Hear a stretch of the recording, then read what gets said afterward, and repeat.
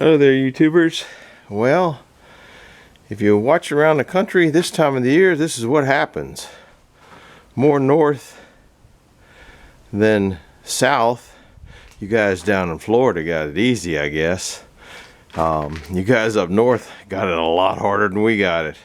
This is maybe why I like fake news.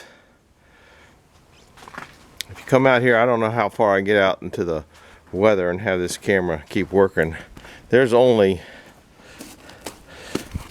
well, 4 fingers high, so it pushing to 3 inches, and they were calling for up to a foot. Fake news, fake news, fake news.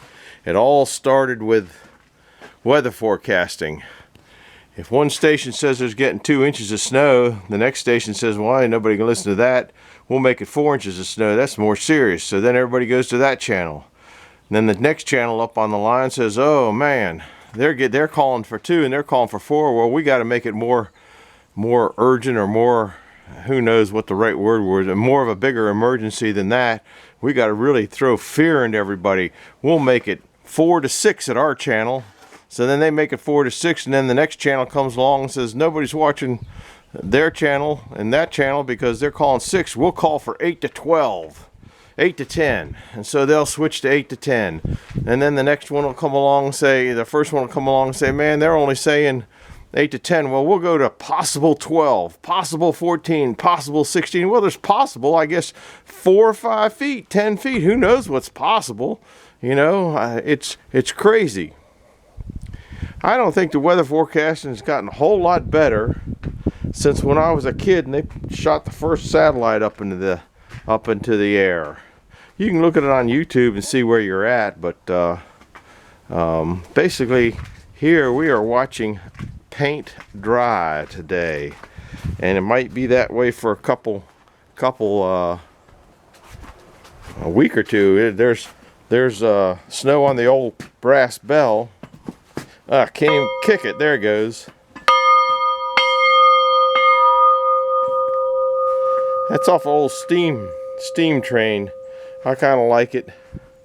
Don't know why I got it. I don't need it, but I get a lot of junk I don't need.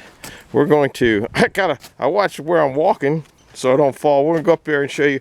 I brought the generator up because they were calling for maybe 12 inches of snow, but it was windy, bothered me more than the snow. And then when they said freezing rain, I just don't need to go without electricity.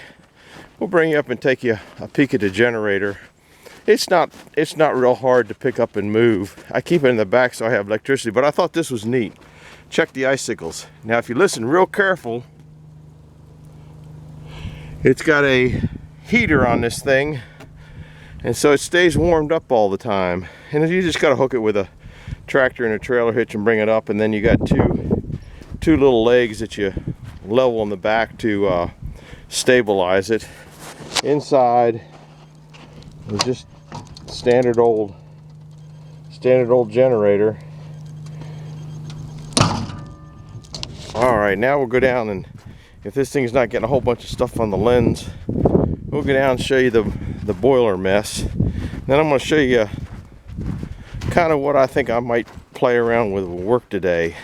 I've been working on this can cruncher on and off for, well, I've had it for years and years and years. And the motor that was originally on it lost the start winding, so it wouldn't start unless you pulled it with a rope. And that kind of frustrated me, but I did that for years and years and years. And we got another motor. Well, I guess I'll start here. What the heck? We got another motor. I've gone through so many motors. I got another one that I put in a past movie of the motor, but this thing's just running too slow for me. I liked it when it was, if you got a fast wood splitter, you almost have to have a fast can cruncher. And it's just made over leftover parts. This somebody gave me, the tank somebody gave me, the cylinder I bought, I think that was on sale for $29.95. It's an 8, there it is, 3.5 by 8, pretty good cylinder. This metal box that it's on was a throwaway somebody gave me. I bought the wheels It's some auction for, they were dirt cheap, like 10 bucks a piece or something like that. So I bought them all because that was a good price. What else is on here? The electric motor that I got on it now came out of a trash compactor, and it works, but it's just too slow. You know, a trash compactor only crunches once or twice a day, so it doesn't have to really go that fast. My problem is on this thing is this head assembly. Let me sit down here. This head assembly, you know, I put it together real fast one day just to crunch cans years ago, and I never made it real good, and it had a smaller smaller cylinder on it. I went to this bigger cylinder and had to do a cutout here to get it down lower, so the center of the push was down lower, but I didn't get it low enough, and it doesn't work quite the way I wanted to do, so I might just take it apart. I'm gonna turn it on so it's gonna be noisy, but watch how slow it is. I got to do it one-handed, so it's just too slow even for this old man. Then you put a can on and watch it when it goes in there, the head will angle up. This is like watching paint dry again, isn't it? I don't know if maybe you can see it go down. See it go down? Now what that's causing, I can't reach over here. What that's causing, not that it really makes a whole lot of difference. You can't really see it in here. The cans might be 1/4 of an inch thick here. But at the other side, see, it's very narrow. There you can kind of see they're tapered. I'm trying to get this, they're tapered. And that's because this angle, that head when it goes up, got to go back. Might do it better with 2 cans in it.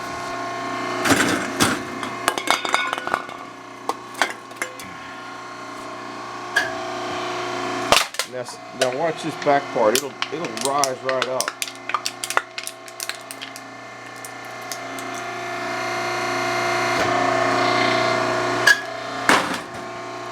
Now I don't know where to set this thing down. I can't set it down to hold it in there. Anyhow, that's what I'm trying to get rid of, that little bit of play in there, so it'll crush the cans better. I don't know exactly how I'm going to do it. When I come back all the way, I can see that I can redo this head from here back to here, but I've never worked with this type of angle iron and stuff like that. So turn this thing off. I'm going to take that head off and work on it. I bought oops, too fast. I bought this mill a while back, and I'm learning how to use it. Don't know anything about it other than I just learned how to turn the daggone thing on. So I'm going to sit here and see if I can't whittle on a piece of steel and make it so it works better on that thing down there. So that's one thing of snow I'm driving. I started to make this, that was in another video, and I got the bracket made for the inside, and I was going to put fender washers up here and down here, but then that leaves a place where this piece down here has to bolt on. It just, I want to get a bigger piece, a piece that matches. I'll show you the bracket.